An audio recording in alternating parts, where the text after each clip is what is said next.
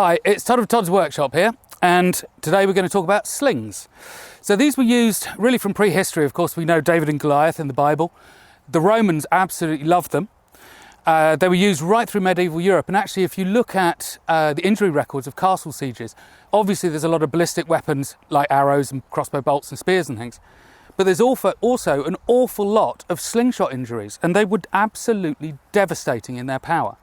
And the distance is also massive, but it's a volley weapon as well as an accuracy weapon. So there's a lot of interesting little side notes you can go down, but there's a good one to begin with is if you look on, I'll try and put a link in here, in modern times they have slinging competitions in the Balearic Islands particularly. There's an absolute pride in it. And I believe, I'm not certain about this, but I've heard, but I believe during the Second World War the Allies used to hire Balearic slingers for throwing hand grenades further. A particular bunch of people doing that. I don't know the truth of it, sounds great. Now, I learnt to use a sling. I wish I learnt off my dad. I didn't, unfortunately, but my dad was taught. He just never taught me one of those things, but he was taught because he was Italian, and he used to steal apples from an orchard with his brother. And eventually he was caught, and the guy who owned the orchard said, right, okay, I'll show you how to use a sling if you keep the birds away. You eat the apples, keep the birds away, everybody's happy. So my dad and his brother just spent their whole youth basically using slings. So he was good, Never taught me though. So what is a sling? Very simply, you have a loop here that attaches on your finger and a cord. Then you have a pocket, leather, fabric, woven, many ways of doing it, different cultures did it different ways. And then another string, a line, with a knot on the end. So I'll just show this up close to camera. So what you have is a finger loop here, and then we have a knot on the other end. The knot is there so that it just clamps between your finger and thumb. That loop goes over your finger, doesn't want to come off. Then you have a pouch. This is after a medieval pattern, and it's got slits in the leather, and that helps to sort of cup the leather a little bit. Do you see how it's just shaped?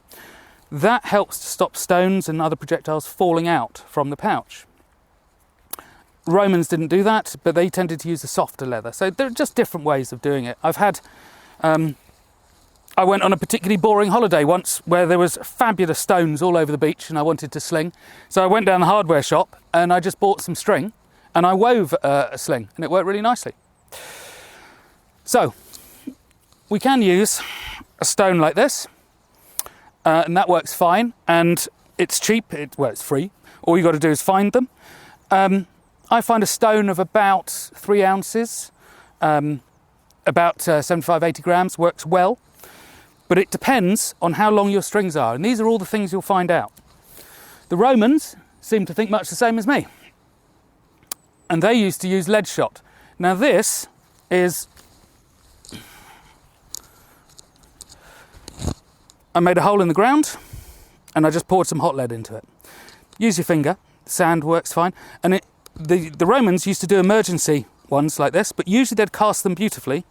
We'll show you a picture. Very unlike this. But this one here weighs about 75, 80 grams, and it's just one of these that I just hammered down to make into a better shape. And then I'll show you, because we're going to come back to these later. These just fit into the pouch like that. It's not a very big projectile.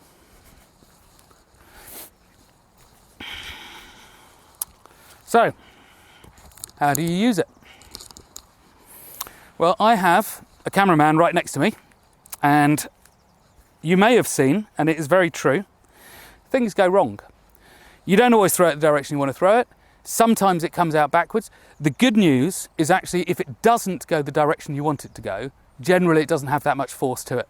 It's not that you want to get hit by an 80 gram, a 3 ounce projectile falling on your head, but it hasn't got the head splitting capability that a forward throw would have. But you do need to be careful, and learning near windows is not good. So you make sure that it's well seated. I rock back, I rock forward, and now it's going. Now I can maintain that while I get my aim, but this is not at a full energy throw. I do the speed up on the last release, right? What you'll also find is it's a strange thing. You can just about go for it and suddenly it all feels like you've gone wrong and you just have to stop. So that might happen, and it's a weird little thing. But I'm now getting ready to throw. I'm going to throw over that direction, missing Greg, I hope. There we go. So that was just a bit of paper with gaffer tape, and it went 30 odd metres pretty much into the hedge. It also makes a noise, and the thing about this, I think the Romans like their shaped projectiles because a round one goes straight up, but a shaped one makes a hell of a noise when it goes through the air. And if you ever throw a flat stone, you'll hear that. So I think that's why they use shaped ones. But what we're going to do now is just take a little break, and we're going to move the camera away, and then we're going to start throwing at this board here. Now that is 12 millimetres, ½ inch of, in England, in UK, OSB sterling board. It's like a cheap grade plywood, but it is ½ inch, 12 mil thick. So we'll see what these shots do to that. I'll run through the loading procedure again. So you have the loop on one end of the cord, and you put that on your index finger onto the back of the index finger. Put the shot into the centre of the pouch. Slide your thumb and forefinger up until you pick up the knot. Right. So I'll show you up close. So I take the loop, pop it onto my index finger, onto the back of the index finger. It feels a little weird at this stage, but it works later on. I then have the pouch, and I put my shot or stone into the centre of the pouch, and I pinch it. I then just take the other cord with the knot in it, and I just slip that between my thumb and forefinger. It just keeps everything managed. And now we're ready to go.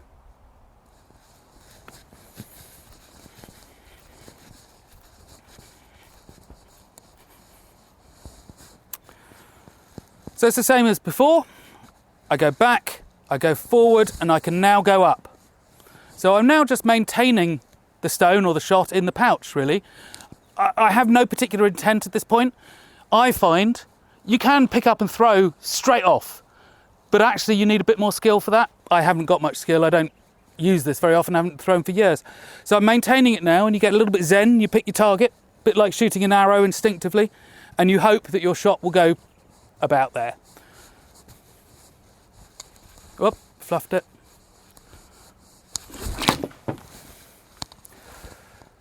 So sometimes you get this weird feeling and you know that it's going to go wrong, so you just have to stop. So again, I've just loaded up, ready to go, back, forward and up.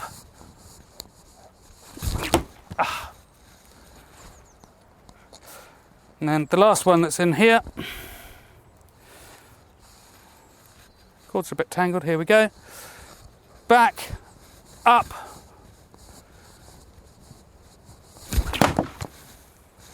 and through. So it's a simple thing. Simple but devastating. That's 12 mil plywood. It's a cheap grade of plywood, sterling board or OSB it's called in the UK, but it is still 12 mil of wood.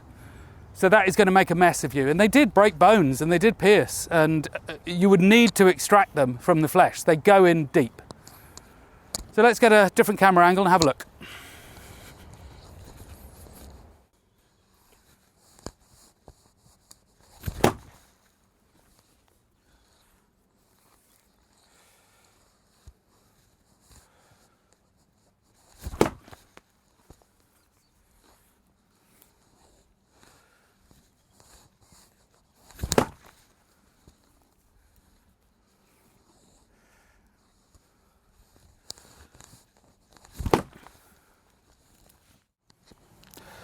Well, as you can see, it's made a mess of the back. Great big, in ballistic terms, scabs of material have come off. And this is, you know, from these lead shot. Like I say, they're about 3 ounces, 75, 80 grams in weight. But they've made a hell of a mess of this. Now what we'll do is I'm going to put up a small piece, it's only a small bit I've got, but of a better grade plywood, and we'll just see what it does to that. I don't know, we'll have a look.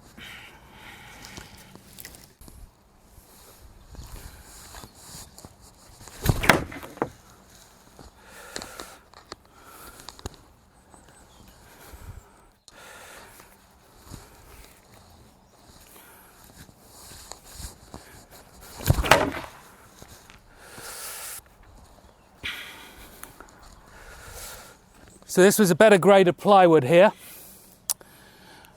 It's put a dent in it, but it hasn't gone through. So that was 1/2 inch of birch ply, so that's the best ply you can get. 1/2 inch 12mm of cheap ply, straight through, no problem. I have a stone here that is the same weight as my lead shot. Now what we're going to do is, I'm not going to be able to put this shot through a chronograph, but we can work out how fast it's going by the time I release and the time of impact. So I've got a hedge line here and a little sort of playhouse thing. No children in it, nothing unsafe behind the hedge line, right? Bear that in mind. Now I can throw to that. When the stone goes through the hedge line, we'll hear it. So that will give us a time distance. It's 40 metres, 40 yards-ish. So I'm not using lead shot because I don't really want to pollute the environment, and lead's not a good thing to leave lying around. So I'm just using a stone. So here we go. We shall see how this performs.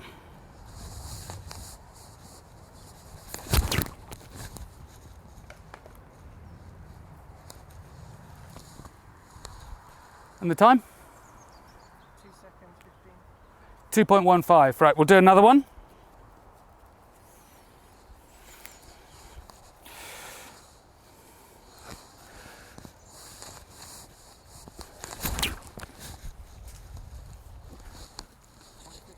$150. So we'll call that an average of 1.7 at the moment, 1.8, something like that.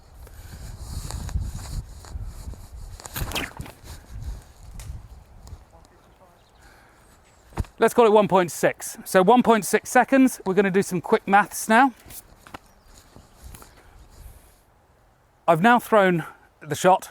It weighs 80 grams. I'm going to do all this in metric. And sorry, all you imperial people out there, particularly in the US and Canada, but I'll do it in metric. I'll put it in foot-pounds at the end because it's the metric side that I'm familiar with. So the first thing is to work out the speed of the shot. Well, it's 40 meters. It is 1.6 seconds, we'll call it. So we're going to get 40 divided by 1.6. So it's 25 meters a second is what that's doing. 25 meters a second. So using half mv squared. So we've got 25 times 25, which equals 625, times the mass, which in kilograms is 0.08. So that's 50 divided by 2 equals 25 joules. I'm really surprised, actually. I thought it'd be more than that. But that is 25 joules, which in foot-pounds is not that much. A whopping 18 foot-pounds. I can't help feeling that doesn't feel right. So tell me where I got my maths wrong. But going through 1/2 inch ply, it's got to be more than 18 foot-pounds or 25 joules or whatever it was I just said. But anyway, that's what the numbers show. Now, what is interesting about that is I've heard it said that lead shot, Roman slingshot, as powerful an impact as a Brown Bess musket. I don't know what the energy of a Brown Bess musket is, but I know it's more than 25 joules or 18 foot-pound. So as far as I'm concerned, that's complete gibberish. Are they dangerous? Well, clearly they're dangerous as hell. Are they easy to use? Yeah, they are. They're easy to learn how to use. They're difficult to get good at.